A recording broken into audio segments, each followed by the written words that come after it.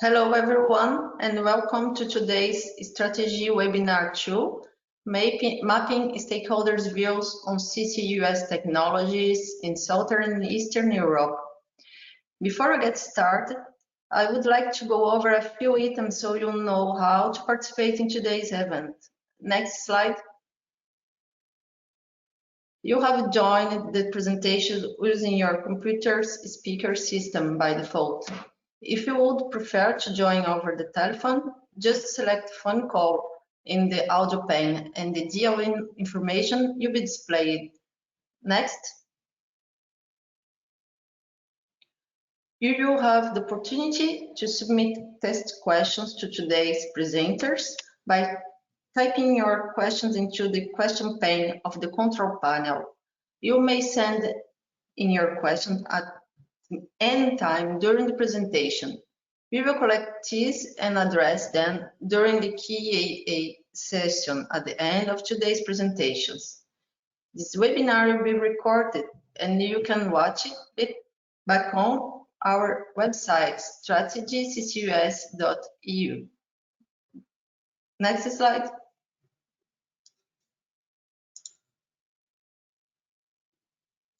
Hello everyone. I'm Fernanda de Mesquita Lobo Veloso, reservoir geologist at BRGM and coordinator of the Strategy CCUS project. I will be sharing the Strategy CCUS webinar today, mapping stakeholders' views on CCUS technologies in Southern and Eastern Europe. The report about the work presented here is available on the website Project Output Session. The deliverable is deliverable 3.2, stakeholders' views on CCUS developments to the regions. Next slide, please. Today's agenda, after to give you an overview of the project, we will present reports and methods produced and used, followed by the presentation of results from European interviews and regional interviews. And the last half hour is to exchange with you and answer your questions sent in the Q&A sessions. Next slide. CCUS, what is it? C for carbon, C for capture of the carbon, U is the utilization of carbon, and is the storage of the carbon permanently underground. Next slide. Strategy CCUS is a CSA project, a coordinated support actions, with a duration of 3 years from May 2019 to April 2022. The objective is to elaborate strategic plans for CCUS development in Southern and Eastern Europe at short term, up to 3 years, medium term, 3 to 10 years, and long term, more than 10 years. These plans or roadmaps consist in the appraisal of local CCUS aspects, like evaluation of technical, environmental, economic, and societal aspects, with local business model in promising regions, taking into account the connection with transport corridors between local CCUS clusters and with the North Sea CCUS infrastructure. Next. We are studying 8 promising regions in 7 countries: France, Portugal, Spain, Croatia, Greece, and Poland, and Romania. These 7 countries represent 45% of the European CO2 emissions from the industry and energy sectors in 2016. Next slide.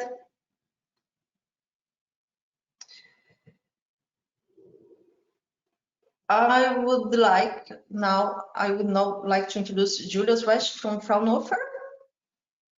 Go ahead, Julius. Thank you, Fernanda. Hi, everyone. Thanks for joining this webinar today on Strategy CCUS and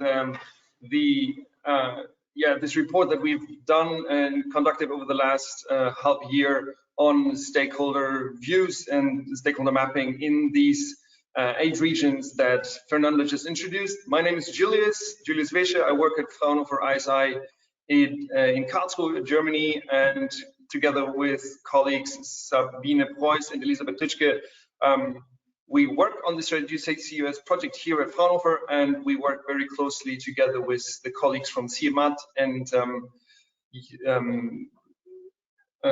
Christian from CIEMAT will later present the bulk of the results, really.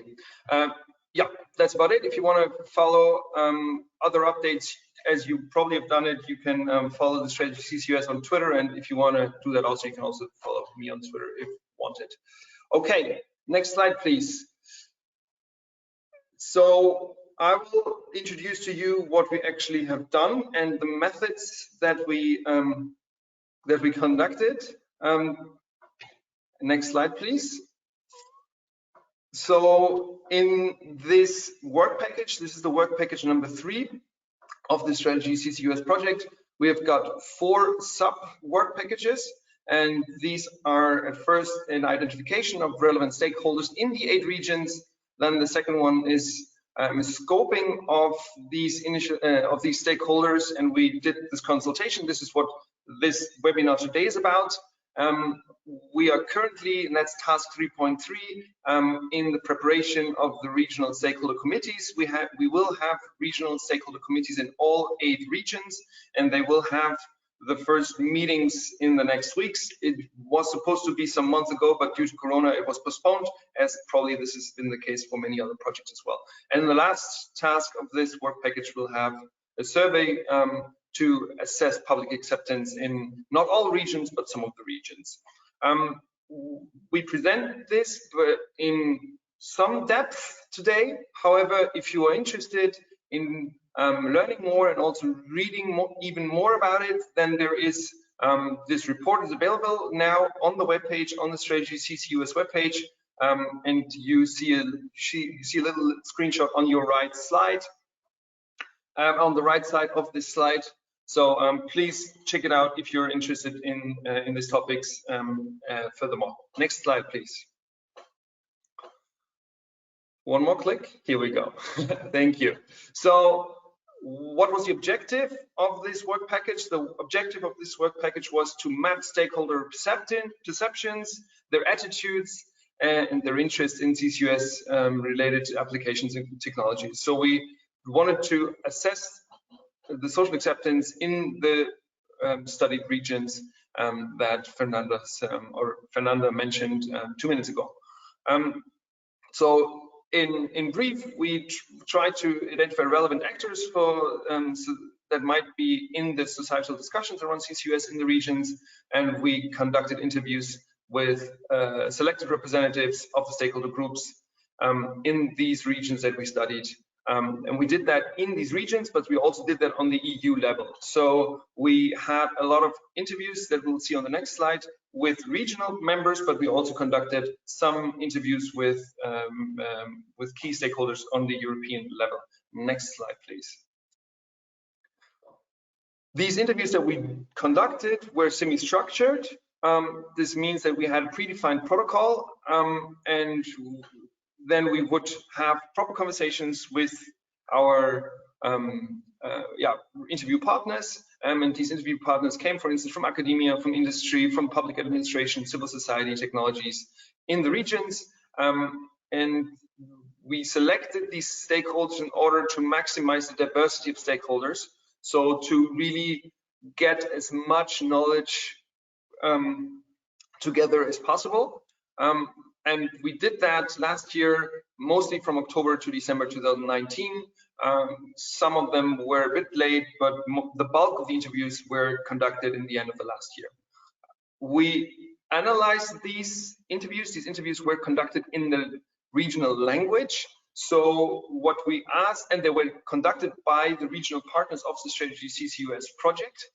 So we asked the regional partners, and we were really thankful for a lot of cooperation from their side to conduct these interviews. Then they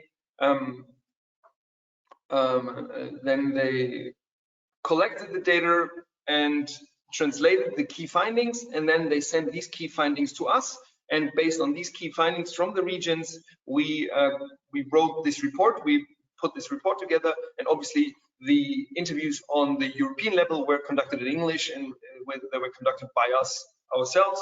So that was easier to collect and analyze the data. Next slide, please. Here you see all the 8 regions. You see FR1 and FR2, that is France 1 and France 2, one in the north and one in the south. And then you see on the left side the types of actors that we interviewed. Yeah, and you see that most of them were between somewhere between 12 and 15, but we've got 2 outliers, and that's Portugal and that's the second French region. It was a bit hard there, and also then Corona kicked in. So, but altogether we have more than 100 interviews, and I think that's actually quite a good set of really understanding what happens locally. And as you will see, many influencing factors can be found in several regions. So next slide, please. I think that's about it. Yeah, and we had the 4 European interviews. I mentioned that. Yes. So that's it from me, from methods. If you have any questions concerning methods, please later on in the question and answer session, put your questions out there, and I'm happy to answer them. Now I hand on the baton to Christian. So Christian, if you wouldn't mind, you can turn on your camera now. Thanks for listening, and thanks for joining us today for this webinar. Thank you, Julius. So this is Christian Oltra from CIEMAT, Spain. I'm social researcher at the Socio-Technical Research Unit at the Department of Environment. And well, as Julius was commenting, we're part of the team doing this work on stakeholders' views on and attitudes towards CCUS developments in the studied regions. So I will briefly present our main results from the interviews on several topics around the level of support, the attitude, and the view of the stakeholders regarding CCUS development. So next slide, please. So we're carrying out the interviews with a specific protocol in the 8 regions, and we were mainly interested in these topics. The overall stakeholder evaluation of both technologies, CCS and CCUS, their perception of benefits and costs of CCS and CCUS for the region, the level of support and the conditions for acceptance for CCUS development, also the perceived barriers and strengths for the development of the CCUS in the region, and then finally some other issues regarding trust in promoters of these technologies, preference for alternative options, and expectations about the future. Somehow these were like the main dimensions around the acceptance of CCUS development that we cover in the interviews with the representatives from the stakeholder groups. Next slide, please.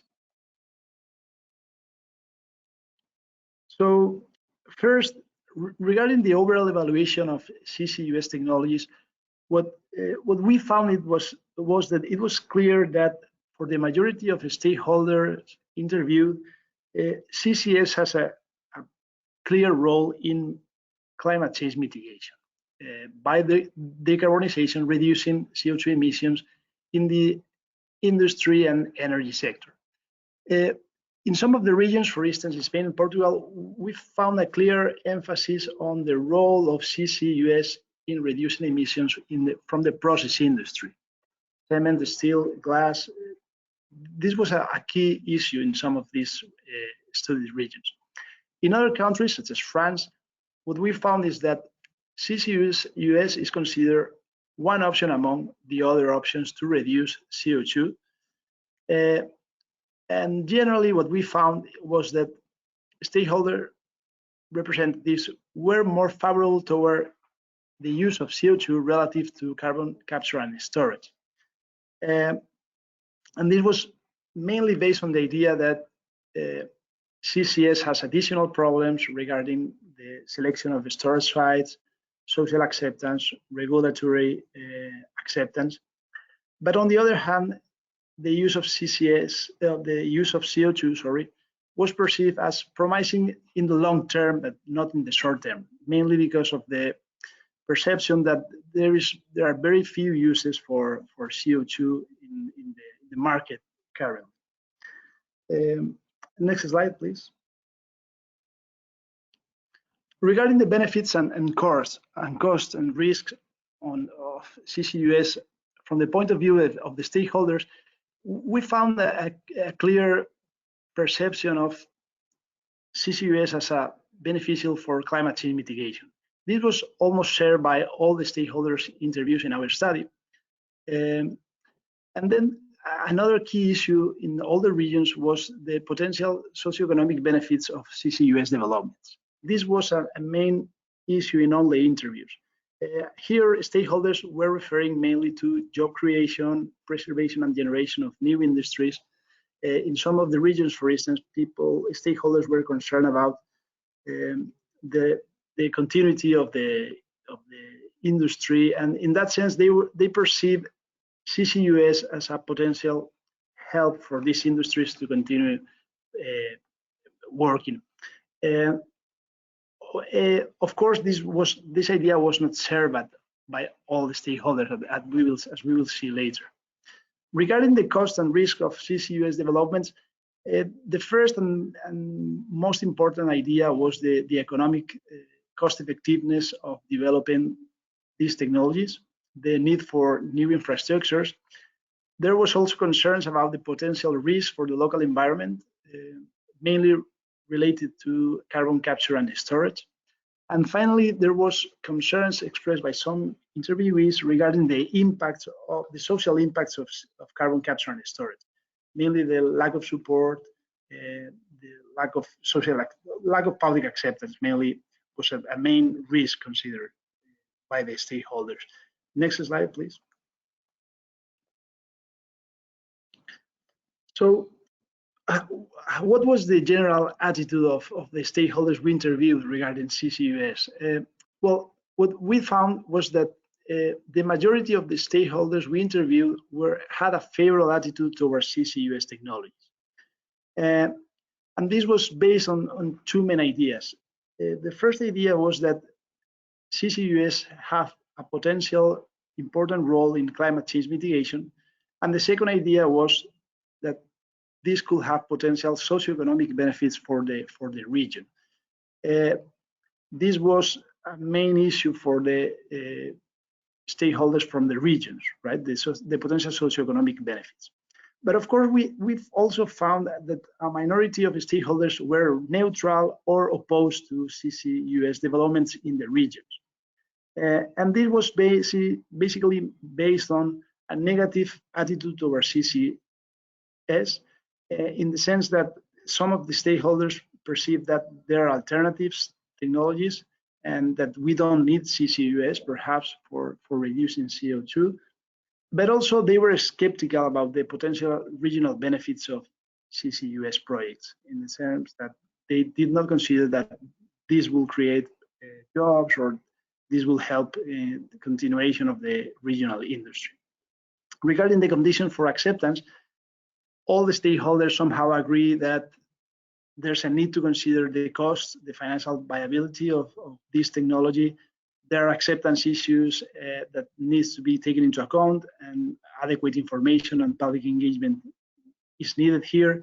And then there was the issue of support from the government, also another condition for acceptance. So generally we will say that more than 80% of stakeholder representatives were very positive, and based on this idea of mitigation and socioeconomic regional benefits. But of course, there were also some stakeholders not so positive about the technology. Next slide, please. This was a key issue, and with a lot of variation between the regions. But generally, when we discussed the enablers in the region, stakeholders were mainly focused on the existence of process and petrochemical industries that are potentially interested in implementing CCUS technologies. And on the other hand, there was the issue of the geological capacity of the region, that these two things were considered critical elements enabling the development of these technologies in the region. Regarding the barriers, we have the perception that this will increase the cost for the regional industry, that there is not enough public and political acceptance in some of the regions, that there is a low demand for CO2 utilization in some of the regions. In Spain, Croatia, and Romania, we found that some stakeholders were concerned about the lack of support from national authorities mainly. And in Romania and Poland also, we found the idea that there's a lack of technology know-how, limited CO2 storage possibilities, and also this idea of difficulties to obtain permits, to collaborate, to cooperate between regional actors. And these were considered specific barriers in these specific regions. Next slide, please. As for trusting actors, generally stakeholders were, trusted the technical capabilities of the industry, of the regional industry, to implement and develop CCUS projects. In some of the regions, the level of trust in the technical capability was lower, but generally there was a high level of trust in the industry, in the capacity of the industry. Regional governments were perceived as more supportive than national governments towards the technology. This was, for instance, a main issue in Spain. Generally, universities and research centers were perceived as having the knowledge to support the industries and the policymakers in the development of carbon capture and storage and use technologies. And this was seen as a important enabler for the development of these technologies. And finally, in some regions, the NGOs were considered relevant actors that should be involved in the process of development of this CCUS project. And next slide, please. And finally, we ask about the preference for alternative options. And generally, for instance, in two regions studied in France, CCUS was generally considered as a part of a broader strategy. So people were somehow in favor of CCUS, but also in favor of improving energy efficiency and improving transitioning to renewable energies. Of course, as we said, a minority of stakeholder representatives did not see a role for CCUS because they considered that there were enough alternatives for the energy sector in particular. And for instance, in Spain and Portugal, this idea of there are no alternatives for the process industry was a relevant element here in the attitude towards these technologies. And regarding the future expectations, a majority of the interviews thought that these technologies will be implemented in the region. Only there were some few stakeholders not convinced. And regarding the time horizon, some stakeholders believe that in the next 5 to 10 years, we could see some projects. For others, it will take more time, and they were less optimistic in this sense. So, yeah, next slide, please. Well, as a summary, we found that the majority of the stakeholders interviewed had a positive attitude based on the role of CCUS in climate change mitigation and the potential socioeconomic benefits. But there were some stakeholders showing ambivalent, neutral, and negative attitudes. Well, based mainly on the idea that we don't need CCUS, there's no enough conditions for deployment in the region, or that there are very few benefits for the region. That was the main idea supporting all these positions. And you can find more details here in this report, where we have all the regions and the quotes from the stakeholders, so you can understand better their views on the technology. Thank you. Next slide, yeah. So now I'm taking over. My name is Sabine Preuß, and I'm a social researcher at Fraunhofer ISI, as Julius just said, and I'm going to present you the results of the European interviews, or the interviews on the European level. Next, please. So we conducted 4 interviews with mostly NGOs and think tanks, but also policymakers at the EU level. And the method was the same as in the regional stakeholder interviews. And here I give a rough overview of the results, and then I selected some quotes that will illustrate those results. So more or less, there was not a lot of diversity in the views from the interviews at the EU level. And also they didn't differ a lot from the stakeholder views at the regional level. For instance, they also shared the view that CCUS is perceived as better than CCS, but rather in the future and in the long term than in the short term. In contrast to the regional stakeholders, the EU level stakeholders didn't express any fear of leakage because they were really aware of the strict monitoring and the strict regulations. They also mentioned more often the CO pricing, which could also be an important topic in implementing CCUS in the future. And also, they really highlighted that it's important to start CCUS and its implementation now because it's really time consuming. Next slide, please. So here are a few quotes regarding the sectors in which CCUS can be used or should be used. So one of the interviewees stated that CCUS was seen as a way of cleaning up coal power. Particularly in Europe, coal is now out of the agenda. CCS is not going to be applied to coal-fired power plants, and I think I can say that with certainty. And he or she expressed further that it's especially the case when because the price of the renewables are currently decreasing. And then he or she continued, the role of CCS and CCUS in Europe will be heavy industry for decarbonizing steel and cement in particular. Another interviewee shared this view and stated that CCS for power is still a no-go in Europe, but CCS is the only maybe mature enough technology for the industry sector that significantly can cut emissions as of now.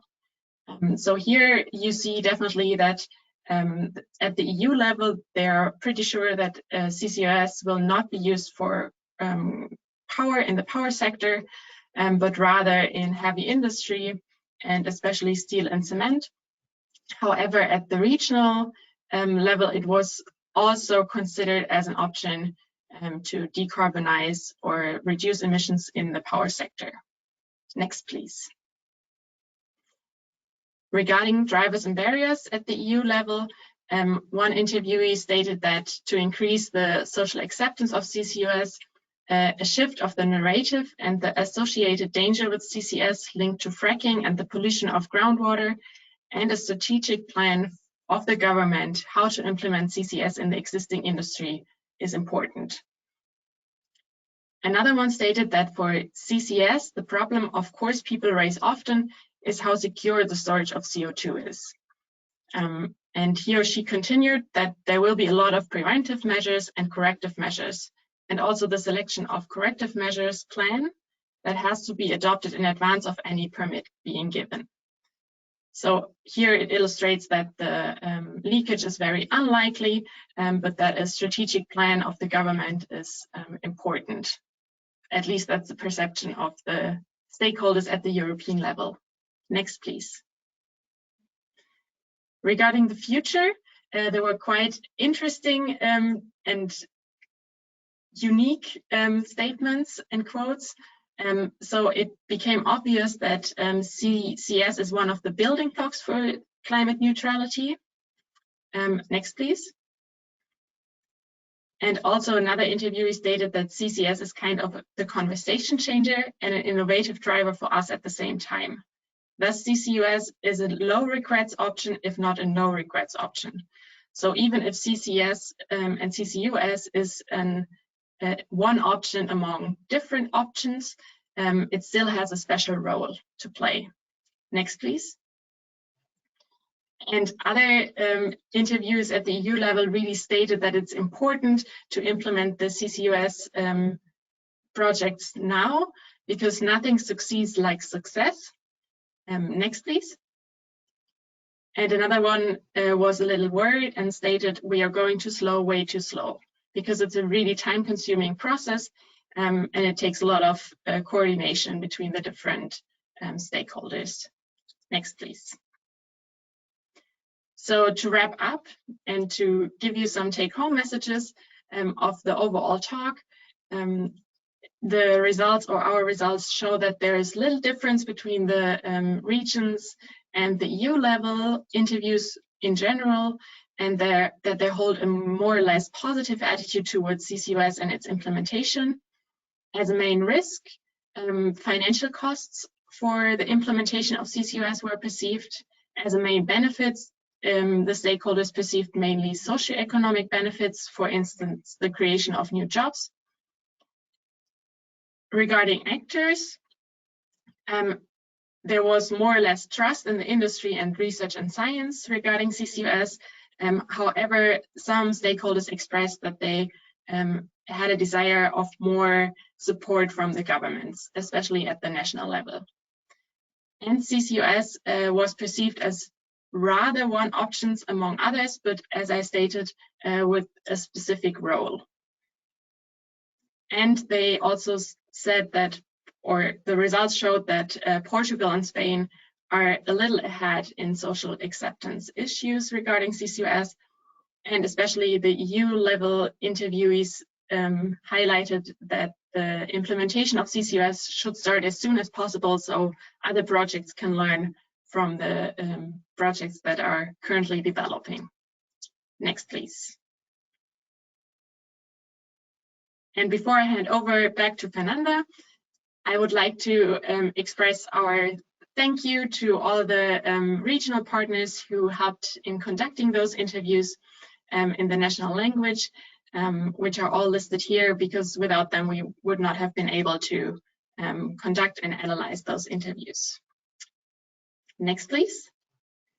And now I'm handing over back to Fernanda to the question and answer sessions, and we are happy to discuss all the results and hear your thoughts and answer your questions. Thank you. Thank you, Sabine. Thank you, Christians and Julius. Thank you for your presentation all. We are now going to begin answering the questions submitted during today's presentation and start the discussion. As a reminder, you can still submit questions through the question pane in your attendee control panel. Our first question is to Julius. How do you select relevant stakeholders? Yeah, now you should see me. Hi. So there is this, there's a theoretical framework called the Technological Innovation System Framework, and that framework looks at what can be done in order to diffuse and develop an innovation system, specifically a technological innovation system. They have they have an overview of what types of actors are important when you want to diffuse a specific technology, and we use that network, or we use that framework and that structure of actors, of demand and supply and influences and policies to analyze the local networks, and then to see and approach these people who fit in these categories in order to start conversations and have these interviews with as many people as possible from a diversity of all these different roles that are necessary to be carried out in an innovation system in order to develop or increase the speed of development. That's how we did it. So if there's anyone interested in that, there's a paper from Marco Hecker, 2007, on technological innovation systems that gives a good insights on that. And if anyone is really interested in knowing more about it, please send me an email or us as a consortium, and we'll happy to support. Thank you. Thank you, Julio. Just to stay with you, who are the stakeholders? Can you remind us? That we talked to, Fernanda? Who were the stakeholders?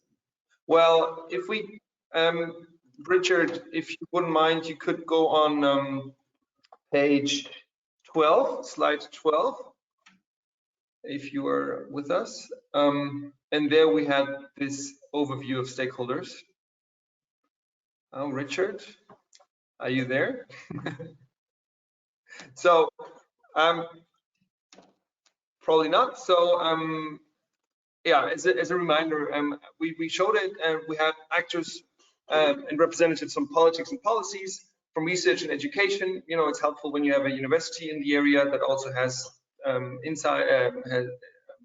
has the opportunity to educate people and have some technological knowledge. You need supply side, so you need organizations and that are able to provide the technologies. And I think that also Christian mentioned that in his slides, that in some countries there's a lot of know-how, for instance in France and also in some other southern European states, there's a lot of know-how. However, in countries like Greece, Romania, there's maybe not as much as in some other countries. And so you also need actors that are knowledgeable in providing these type of technologies. And then we also talk to the demand side, so that could be industry actors that actually have excess CO2 and need to do something with it and don't want to boost it into the atmosphere. And then we talk to support organizations, and but also we also talk to NGOs and local experts that know the regional context really well, because I think that also came out of what Christian and Sabine said, that every region is different in its context, and this context always has implications on the likelihood or the perceived likelihood of implementation of the CCUS technology. So there won't be one silver bullet, one strategy that fits to all regions. Regions need to really be understood what is available, what is not available, what is missing, and then if we really want to implement CCUS technologies, we have to take them in mind and then apply respectively. Yep. Thank you. One of you, could you say a bit more on difference between country, if any, related to national politics and culture?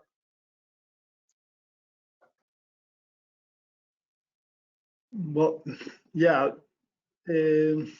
Well, we did a review of the regulatory, somehow political context of in each of the countries, but we did not, in this study, we did not specifically focus on the political and regulatory context, which of course is very important. And of course, stakeholders refer to this context in the sense that many of the stakeholders were concerned about the lack of political support and lack of regulatory support. This was an issue, for instance, in Spain, this concern about the lack of national support, and also in other regions, I think Portugal and in other regions. Of course, the national regulation, or not only the regulation, but the interest of the national politicians was a key topic here. But we don't have, perhaps Julius wants to add something, we don't have enough information on this study. Yeah, well, I just want to second you, Christian, that the political situation is obviously very important. And what we see, for instance, in Greece, if I'm not mistaken right now, is that the energy strategy for the next years up until 2030 is actually not very certain right now. So they're still in the process of making up their own energy strategy, and that is very important to really know where a country is going in order to then being able to have really major investments, because CCUS can be very costly. So in regions where there are strategies on the national level, CCUS might be implemented faster, while in other countries, for instance, as Greece and Western Macedonia was the region that we looked at in Greece, it's not very clear where all, for instance, all these coal power plants will go to. Will they be continued? Will there be new ones? Will they be all stopped? It's just not very clear. So that really needs to be taken into account.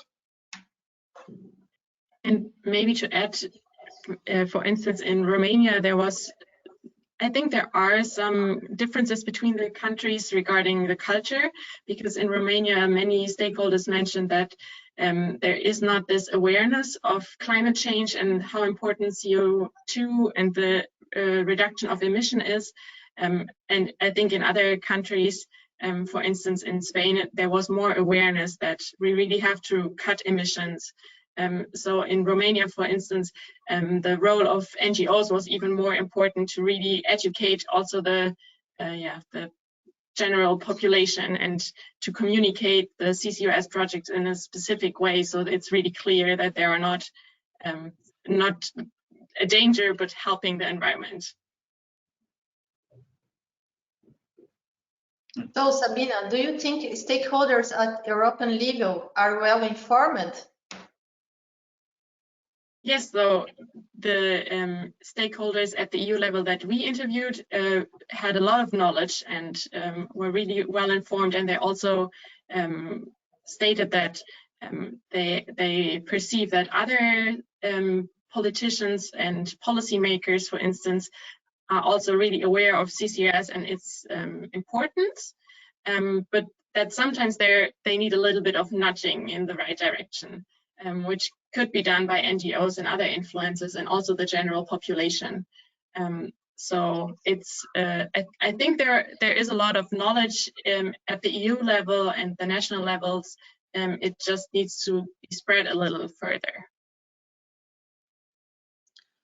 What is the perception on onshore storage by opposition to offshore?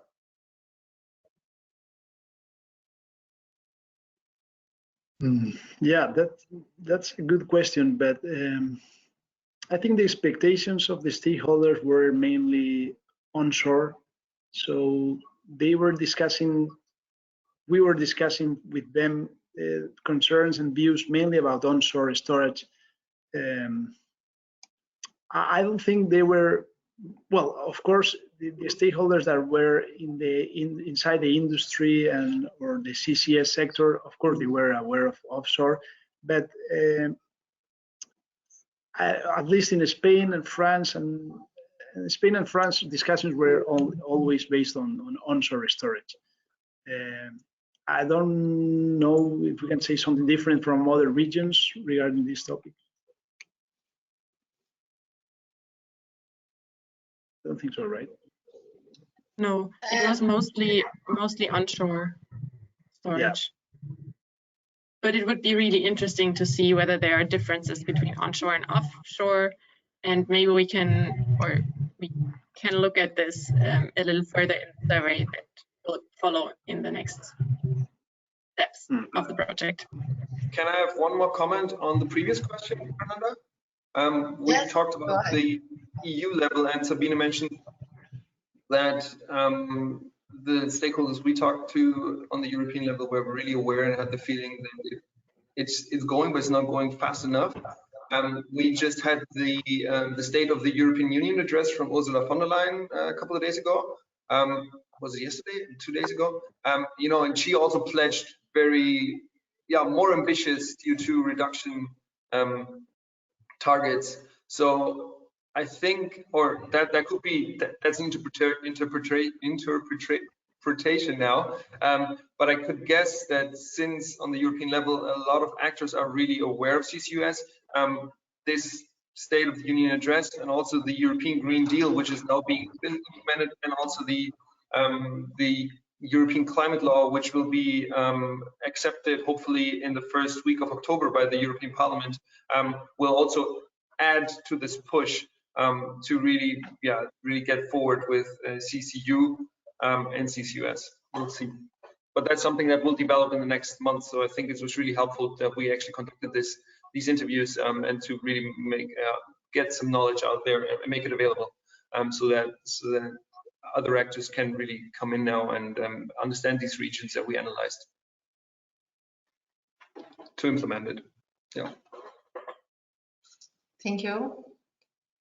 You mentioned a worry of CO2 leakage with storage. Is this in all countries, and how important is concern?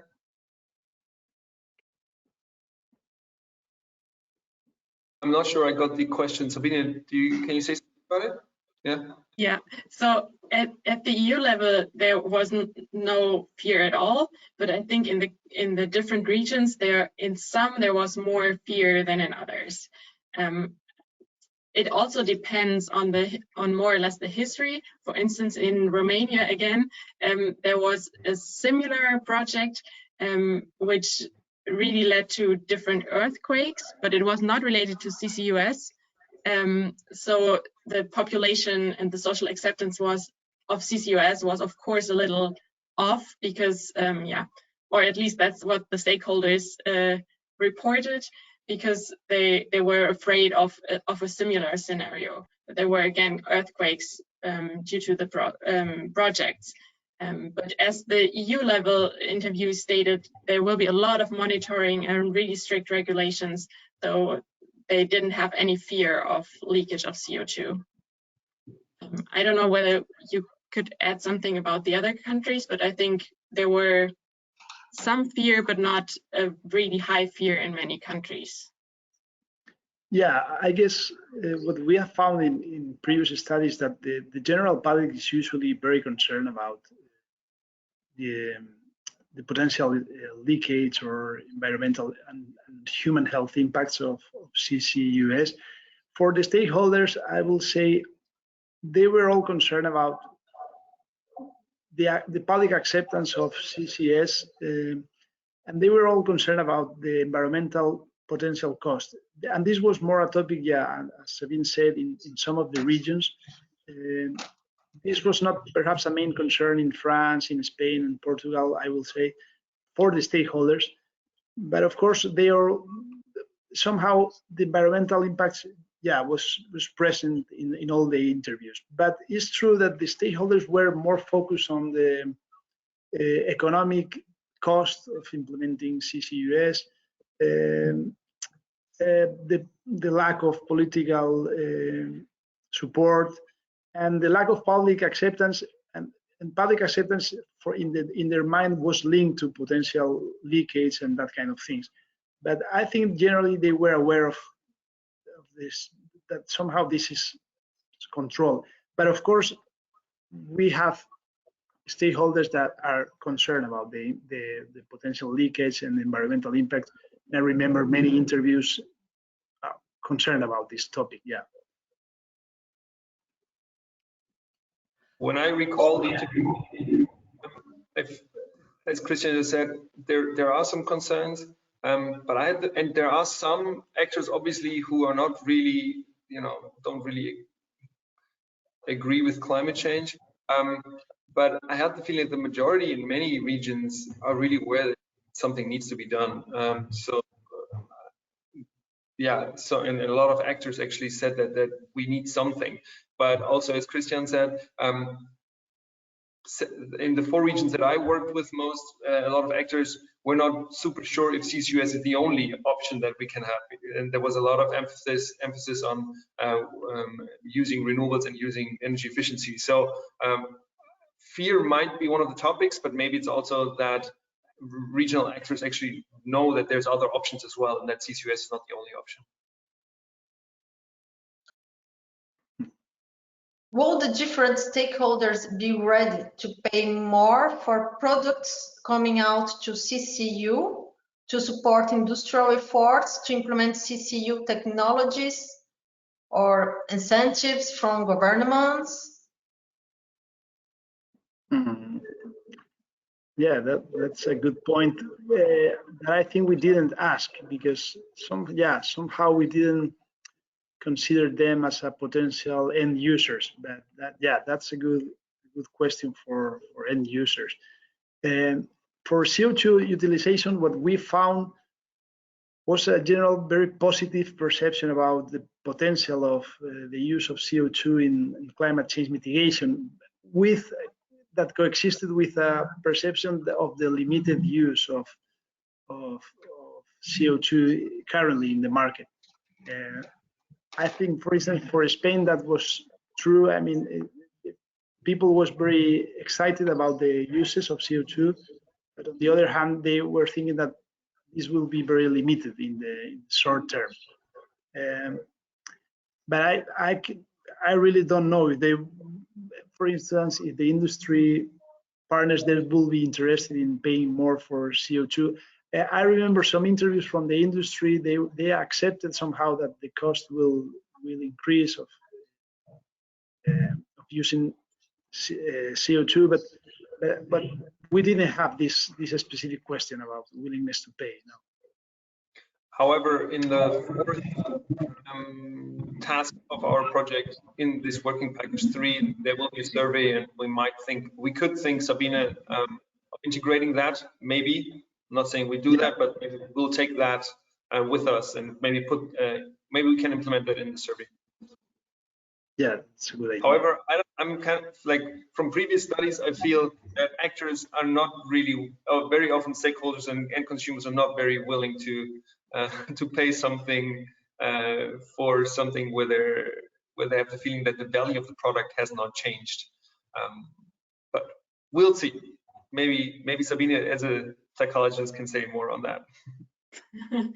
Well, it was definitely an topic, the financial costs of also implementing CCUS and the different technologies and the different infrastructure.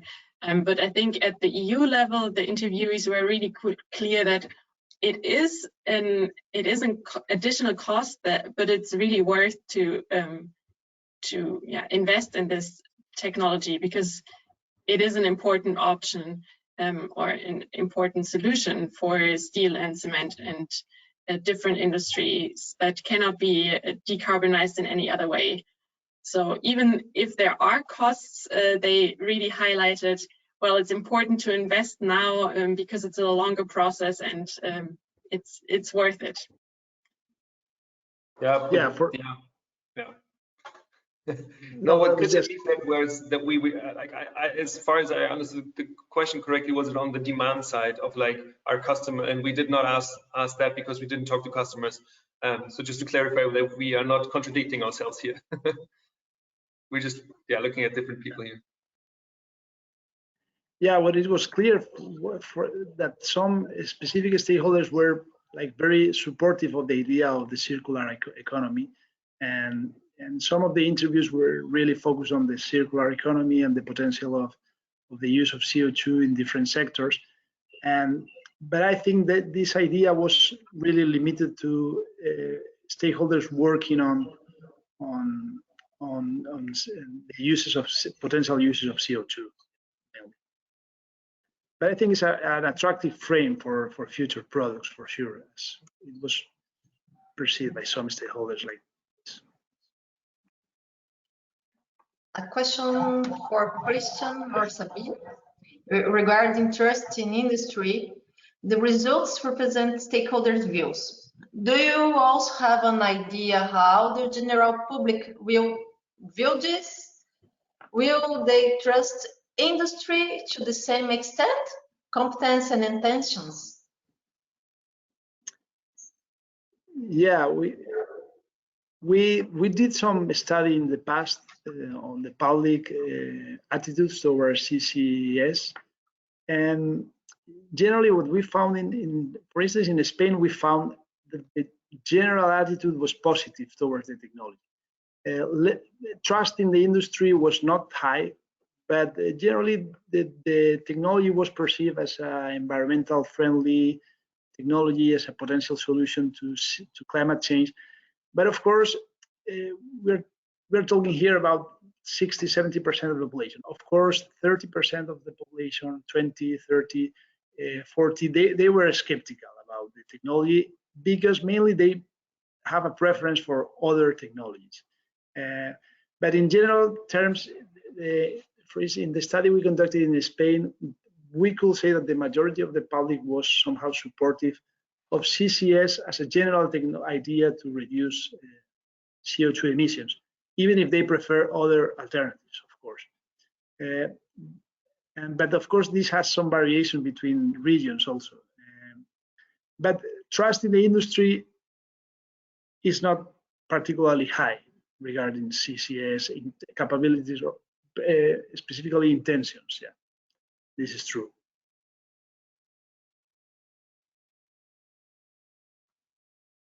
Sabine, do you want to add something about that? I think more or less everything is said. It's not. Did you not engage? easy. Okay, yeah, I agree.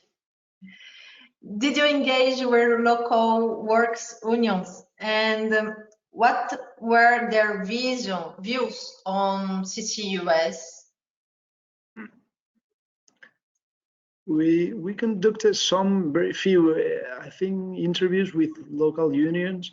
I remember one from the region in Spain, and yeah, he was mainly concerned about the preservation of the industry. And what I remember was that he was very positive about the intentions of the petrochemical industry to continue producing with less CO2. So I think, I mean, I remember this stakeholder representative from one labor union in Spain, and he was particularly positive about the intention of the petrochemical industry to reinvent themselves. And in that sense, they were not very enthusiastic, but they thought CCUS could play a role in the transition for this industry. Yeah. But also in other regions, we try to engage as much as possible with also local unions and to get their view on CCUS implementation in the specific region. For Christians, did you have any initial expectations? How did the results of interviews compare to the results? How did it compare with the? If you have did you have an initial expectations? It means before the results and. Well, I guess the initial expectation was to find very high difference between the regions, and somehow we found that, given that it's a qualitative study, it's difficult to say where is more support or less support. But yeah, I think we found different ideas, a lot of common issues between regions, but also specific different ideas in the regions. In that sense, that's why reading the report is interesting, because you can find specific topics and specific attitudes in Poland and Greece that you don't find in France or Portugal. And I guess more somehow, yeah, our expectations were, yeah, similar to the results in that sense. What we, perhaps from my point of view, we found more positive attitudes that we would expect from the regional stakeholders. The level of support, even if we didn't measure it, of course, the level of support was apparently high, and perhaps higher than expected initially. But yeah, that's my view. I don't know, Sabine or Julius. Yeah, I agree. So I expected to find more differences between the different regions, and also to, yeah, that there is less support. But I mean, this is a really positive and optimistic thing, that we found more support and not too much diversity in the different views of the stakeholders in the regions. So I think the results are more promising than we expected them to be.